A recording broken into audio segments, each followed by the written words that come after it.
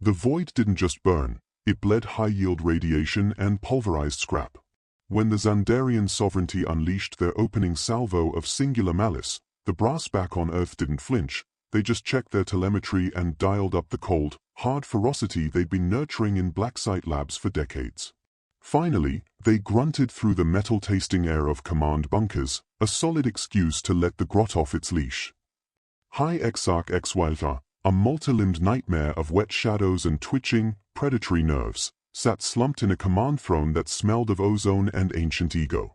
Her tentacles, pale, restless things that looked like flayed muscle, rippled with the kind of boredom that only comes from a long winning streak. On the main feed, a human colony was being scrubbed from existence, flickering out like a cheap neon sign in a rainy alley. It was a tedious chore of destruction. Where was the grit? Where was the jagged, bone-deep thrill of an enemy that actually fought back? The phantom threat the recruitment vids had used to hook her 2 centuries ago.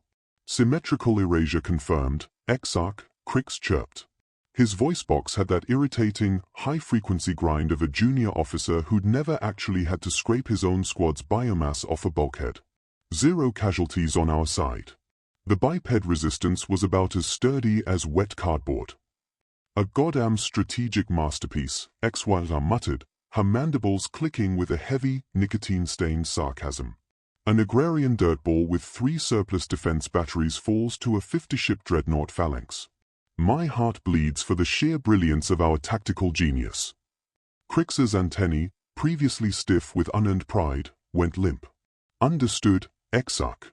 The magnitude of the victory is noted. It's a flat line, sub-vanguard. A vast, echoing 0.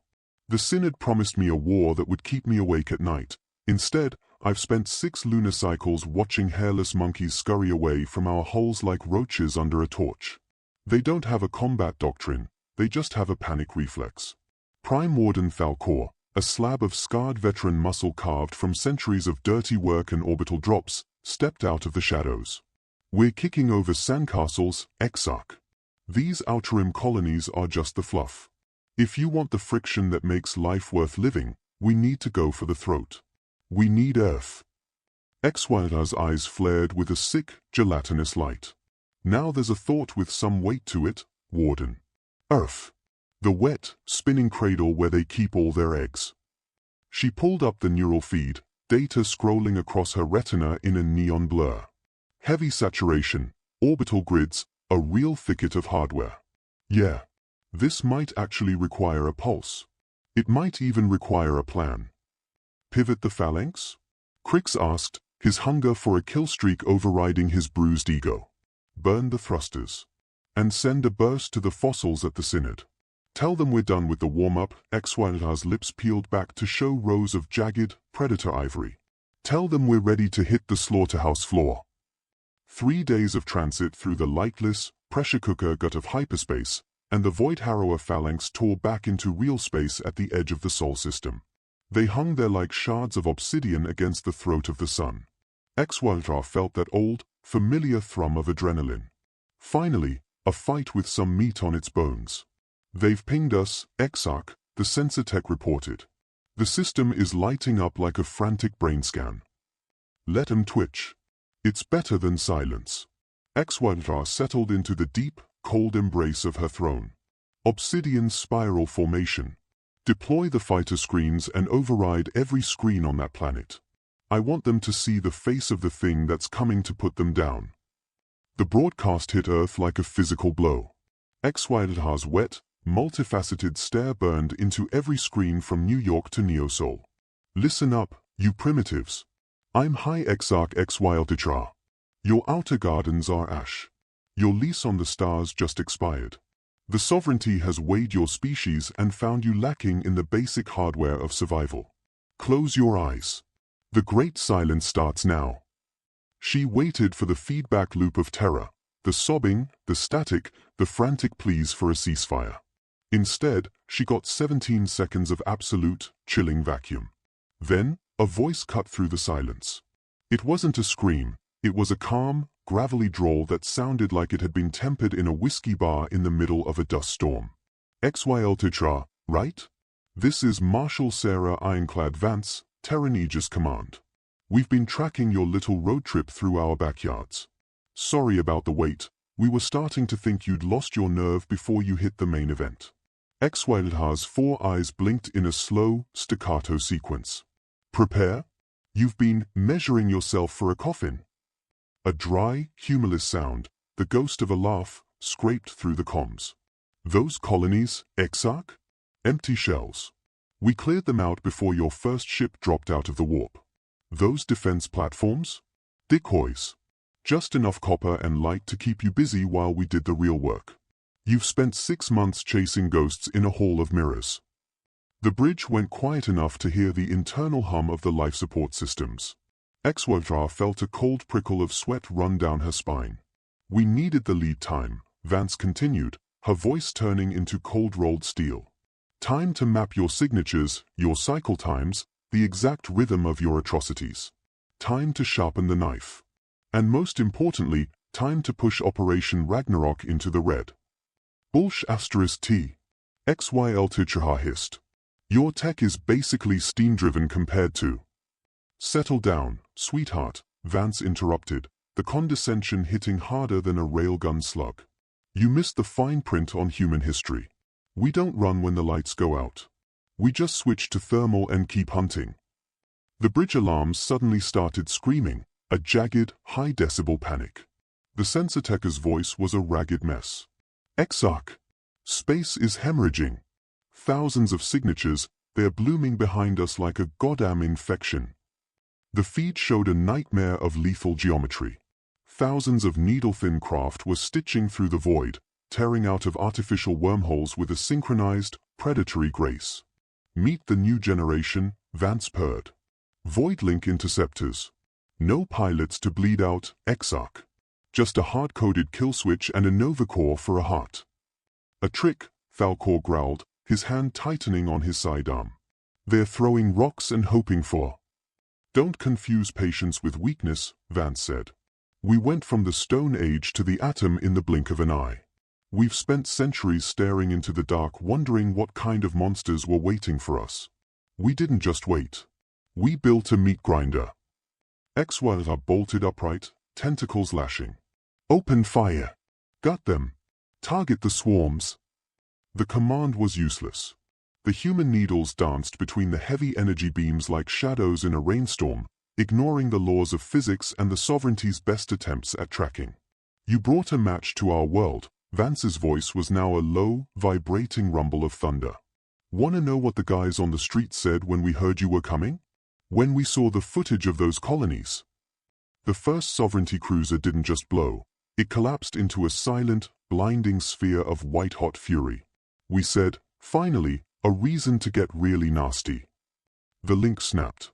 The bridge was a tilt-a-whirl of smoke and falling debris. Crix looked at his Exarch, his mandibles chattering in a mindless, rhythmic terror. Exarch, what the hell have we woken up? Xylth-Rha slumped back into her throne. We thought we were the predators, sub-vanguard. She watched another cruiser get erased from the tactical map. Turns out we were just the catalyst. The massacre above Earth lasted 4 to 7 minutes of pure, high-velocity hell. Xylth-Rha spent it gripped in her seat, watching her empire's pride get turned into orbital landfill. Evasive pattern Delta 6. Get us some breathing room. She yelled over the scream of shearing metal. I want a status report that doesn't sound like a death knell. Falcor was bleeding from a head wound, bracing himself against a sparking console. 37% of the phalanx is gone. They aren't even aiming for the hulls, Exarch. They're taking out the engines, the comms, the sensors. They're field dressing us while we're still alive. Surgical bastards, Xylth-Rha spat. The Synod? Have they seen the feed? The comms officer, looking like he was about to vomit, shook his head. They cut the quantum relays first. We're shouting into a dead line. Of course they did. Xylth-Rha watched the icons on the map turn gray. They're playing with the corpse, she whispered. They could have turned us into stardust in the first 5 minutes. Why the slow burn? Exarch! Crix yelled. The biped, she's back on the feed. Xylth-Rha wiped a smear of fluid from her face. Put her on. Vance appeared, looking entirely too comfortable for someone who just authorized a slaughter. She looked like a seasoned detective wrapping up a particularly messy homicide. Exarch. I assume the data is finally sinking in. You have fangs. We get it, Xandarian said, her pride bleeding out on the deck. What's the ransom? Vance tilted her head, a cold smile playing on her lips. Ransom? You think this is a transaction? This is a tutorial. A tutorial? Yeah. Day 1 of your new life as a footnote in human history. We could turn your fleet into a nebula right now, but we need you to go home. We need a witness. A man stepped into the frame, sharp suit, sharp eyes, spectacles that looked like they belonged in a lab. Exarch. I'm Professor Elias Thorne. I specialize in the archaeology of violence. You're about to receive a data shroud, the complete history of our self-destruction. Every war, every atrocity, every ingenious way we've found to kill each other. You're proud of your stains? Xylth-Rha asked. We're proud of our efficiency, Thorne shot back. Humans have spent every second of our recorded existence perfecting the kill. We have 1,000 ways to turn a person into a memory. Until today, that appetite was strictly internal. You've given us an external market. Data shroud received, the tech whispered. Chew on it, Thorne said. Check the chapters on attrition, total war, and the poetry of the atom. We're particularly fond of the atom. It's got a clean, final sort of charm. Xandarian felt the weight of the dark pressing in. What do you want? Vance leaned in, her eyes like 2 pieces of cold flint. Go back to your fossils. Tell them humanity formally declines the offer to be extinct. Tell them we've looked at their hardware and we're not impressed. And tell them to leave a light on. You're coming for us? We're coming for everything, Vance said. You showed us there's a hostile galaxy out there. Big mistake. You've given 7 billion people a common enemy for the first time in history. We should probably send you a thank you note. Thorne nodded. The switch has been flipped. Our factories aren't making luxury goods anymore, they're making reapers. Our best minds are mapping out your systems.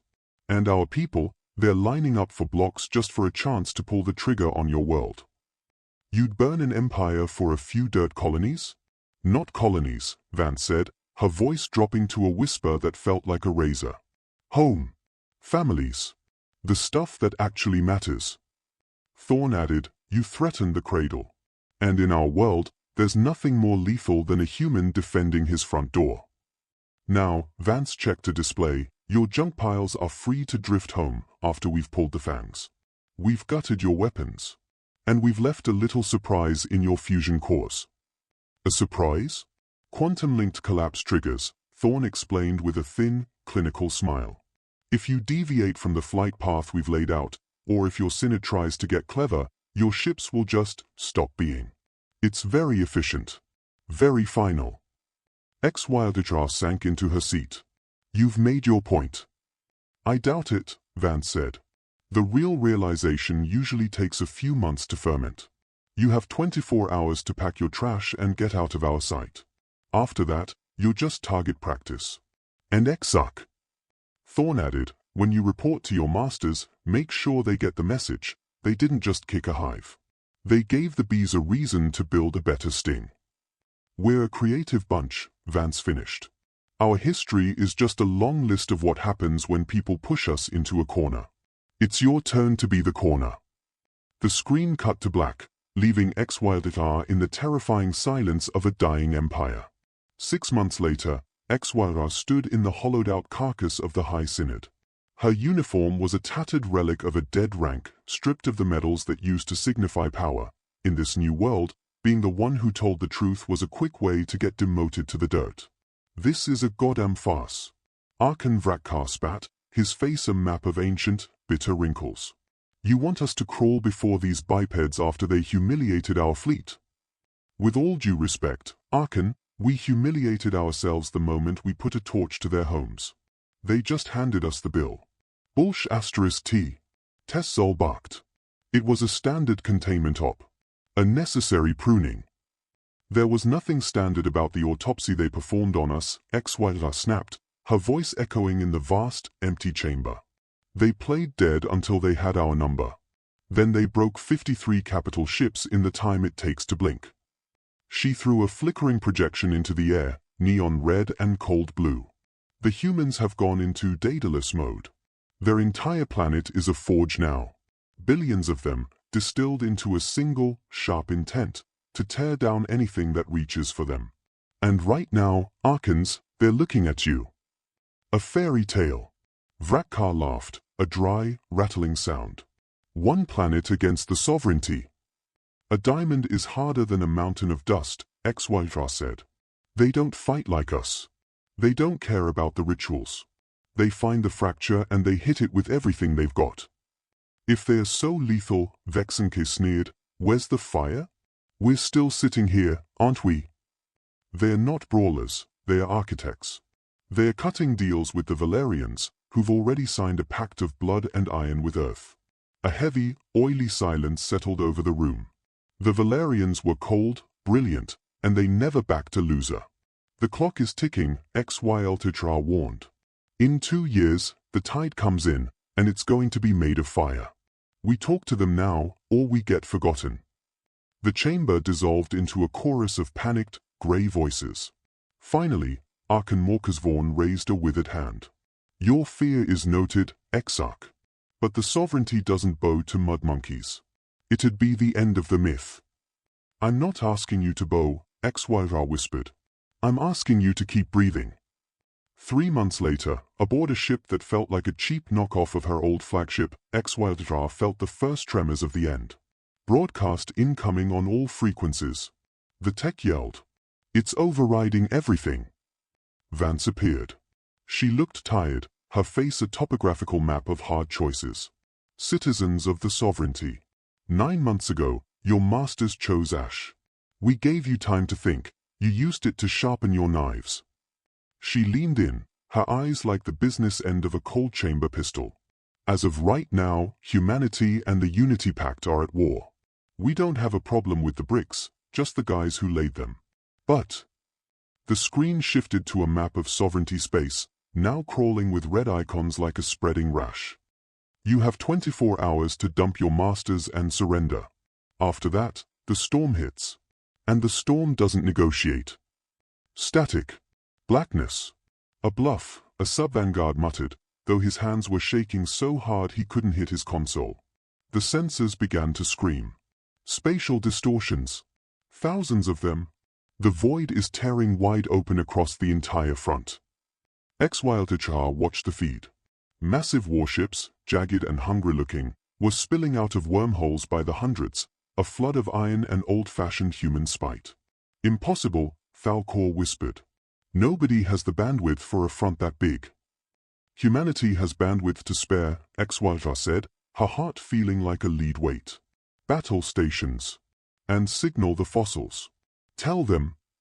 She watched the first wave of kinetics hit. Tell them I told them so. 1 week. That's all it took for an empire that measured itself in millennia to turn into a cautionary tale.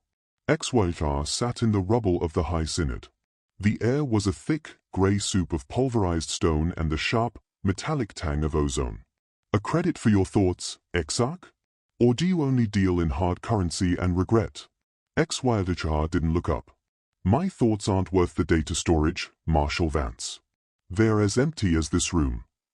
Vance crunched through the debris, her boots kicking up dust from 10,000 years of history. She sat on a cracked pillar. Your stand at Krios Theta was impressive. You almost took out our third fleet. In this game, almost is just a fancy word for dead, Xylth-Rha said. She finally looked at the woman, small, fragile, and the epicenter of the blast that had leveled her world. Why are you here? To put a bullet in the last of the old guard. Nah, Vance said, pulling a silver flask from her coat and offering it. I'm here to offer you a contract. And a pen. We've got a situation. We've dismantled the engine of 3,000 worlds, and the parts are lying all over the floor. We need someone who knows how the machine used to run. Someone who saw the crash and didn't close their eyes. You think the person who broke my empire is the right choice for the rebuild? I think the person who tried to stop the war is the only one I can trust not to start another one. We had eyes in that synod, Xylth-Rha. We heard you trying to talk sense into those fossils. Xylth-Rha's mandibles clicked. You had bugs in the High Synod. We had bugs in your dreams, Vance said. When we commit to a thing, we do it with a terrifying totality. That's just the brand. I'm starting to get that, Xylth-Rha sighed. And the job? Vance stood up, the dust swirling around her like a shroud. Interim governor. You keep the lights on and the people from starving. You do it under our watch, but with enough leash to actually get things done. You're the bridge over the pit. And if I jump into the pit instead? Then you're a prisoner of war. You'll sit in a clean, quiet room while some hack with half your brains fumbles the job and lets millions die in the chaos. The old world is dead, Exarch. You can haunt the ruins, or you can help us build the next house. Xandarian looked out at the grey light. Her logic, cold and sharpened by centuries of service, saw the play. Her spirit felt the heavy, greasy weight of the collaborator's mantle. Why me? Surely your intelligence found a bureaucrat who's better with a pen than a soldier. Because you've looked at the sun and didn't blink, Vance said. You know what we are. You know what happens when the leash snaps. And you're pragmatic enough to know that a dead hero is just a waste of biomass. Xandarian made a series of sharp, rhythmic clicks, the bitter laughter of the damned. Pragmatism. Yeah. We've both got that in the blood. She stood up, towering over the human, a dark shadow of her former self. Before I sign, tell me, does humanity plan to become the monster it just gutted? Are you the new sovereignty? Vance looked at the burning sky. We're arguing about that right now. Some of us want blood, some of us want a garden. It's a knife edge. She smiled, a thin, dangerous thing. Having someone like you in the room might just keep us from falling off the wrong side. Xylth-Rha narrowed her eyes. This is a psychological play. You're weaving a web. Of course, Vance agreed. Is it a good fit? Xylth-Rha bowed her head. I accept. But I want amnesty for the grunts. Food for the mouths that didn't have a vote. And some dignity for the ones who didn't make it. It's in the draft, Vance said. But I'd like your signature on the final. Anything else? Xandarian looked at the human ships hanging like dark omens in the sky. Tell me the truth, Marshal. Could we have bought the peace with words, back at Sol? Or was the fire always the plan? Vance's face softened for a split second. Yeah. It could have been different. We're a lazy species, Xylth-Rha. We prefer our comforts to our kills. If your fossils had offered a hand instead of a threat, we would have stayed on our own side of the fence. The tragedy of the deaf, Xandarian whispered. One last thing. My dissent, my warning, needs to be hard-coded into the record. I won't be remembered as the one who helped pull the trigger. It's already there, Vance said, holding out a small, pale hand. Do we have a bridge, Governor? The Exarch reached out and took the hand in her manipulator. It felt small, warm, and deceptively fragile. We have a bridge, Marshal. They walked into the smoke. An aide whispered to Vance about fresh trouble on the horizon. The Marshal's face hardened into a familiar map of violence. A new infection? Xylth-Rha asked. A lingering one. Arkan Vrakkar. He slipped the net and is trying to stir up the old hate in the Crimson Fringe. Xylth-Rha made a dismissive sound. Vrakkar is a ghost. Without the throne, he's nothing. Once the news hits the Fringe, his followers will vanish like smoke. Maybe, Vance said. But I don't like leaving sparks in dry grass. Ideas? Xandarian felt a cold, sharp spark of purpose. A joint hunt. Sovereignty ships, crewed by the ones who want a future, under your tactical lead. Show them the war is over, and the new era has teeth. Vance nodded, a ghost of a smile appearing. I like it. A nice, visceral demonstration. Exactly. As they boarded the shuttle, Xandarian looked back one last time. A year ago, she'd been a queen of the void. Now she was a gardener in a graveyard, tending to the strange, lethal seeds of humanity, hoping like hell that something other than fire would grow.